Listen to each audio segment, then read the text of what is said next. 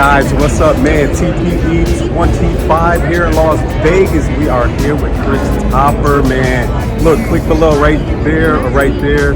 You know what I mean. Help support, show some love.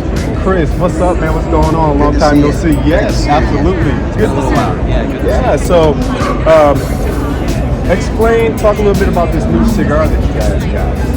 That you grew, you know, put your fingers in and nicely blended. So we have, it's got really a lot of backstory to the cigar. The cigar itself has, I'll touch on that quick. I mean, it's one of the first cigars to market with a new wrapper. Nice. And it's, what we're trying to do is, it's true to the history of our company. Okay. But it's like a modern take. Nice.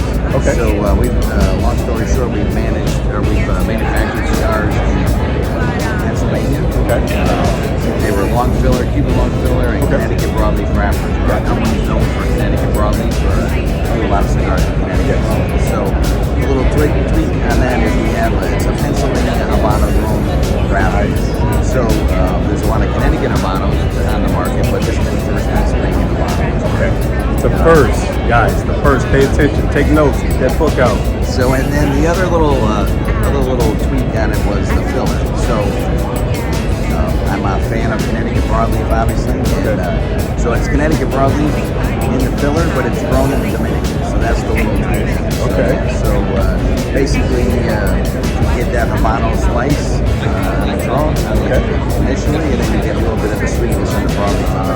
So that's that Dominican, that soil, that sweetness, guys. Pay attention. So that's the cigar itself. Okay. It's pretty, nothing real heavy, but it's got enough complexity and a little bit of extra sweetness. Okay. Nice with a coffee, nice with a bourbon. But the history of it is the story behind 1894. So for those of you that are familiar with our company, we had always, everything was since 1896. That's kind of what I had gone on for, this is my 31st year in the business, and it was always 1896. So a couple of years ago, it was actually February of 23, I get an email from a friend in the industry, from Texas. Hey Chris, check out this letter on eBay. It was, he sent me the link, so I looked at it. It was a letter from my great-grandfather. It was typed out in 1921. So the letter itself is over 100 years old. So I bought it, I got it, I was all excited. It was just kind of cool just to read the letter. Then it was it was just a follow-up letter to a potential customer. So it had some neat stuff. But in the old days, the letterhead was actually artwork. I was all enamored with the artwork of the old logo. So that got me excited. I gotta incorporate this into the new cigar somehow, whatever, you know. So, but then all of a sudden, I'm looking at the letter after I read everything, and I'm looking at it, and then right next in the center of the top of the letterhead, it said established 1894. So I just kind of took a double take, and I'm like, you know, it's not like I just found this letter hanging in an old warehouse and there was a bad run or something. I mean, what are the odds that I find, you know, what are the odds? Somebody from Texas sends me the link, I buy the letter, it's a legit letter, and you know, and it says established 1894. So I did a little further research. My great-grandfather and his family moved to Pennsylvania in March of 1893 to learn the cigar trade. So then I found some other backup support that showed that they were in the business by that point. So they moved in 1893 to learn the industry and the trade. So it was quite a. So you know, a lot of people say, oh, 1894, 1896, who cares, right? It's not a big, it's still old, right? We're old as dirt, but it's an old company, you know. But the key thing to that is that 1895 was J.C. Newman. So J.C. Newman.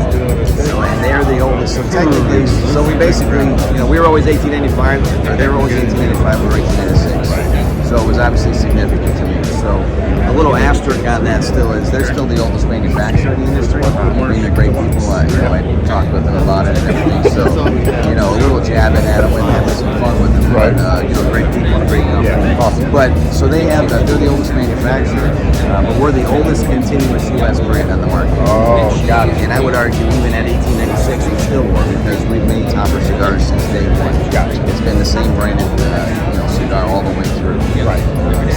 So that was kind of exciting. So I had no other idea or no other option other than to call the new cigar we were blending at the time. Like I said, we're going to call it Topper 1894 Topper. Man, can we take a look at this cigar? What does it look like in the box? Very kind of traditional packaging. I like it though. Yeah. So there's a couple on this one, but There we go. see that. And then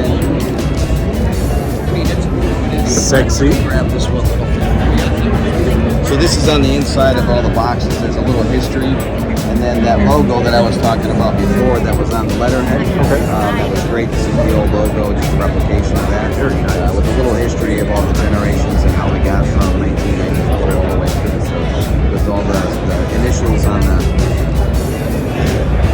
the top, it's BP Topper was my great grandfather, and then you can see that's two brothers, Felix and Hugh, and then my grandfather was Kurt, who's Cigar Topper.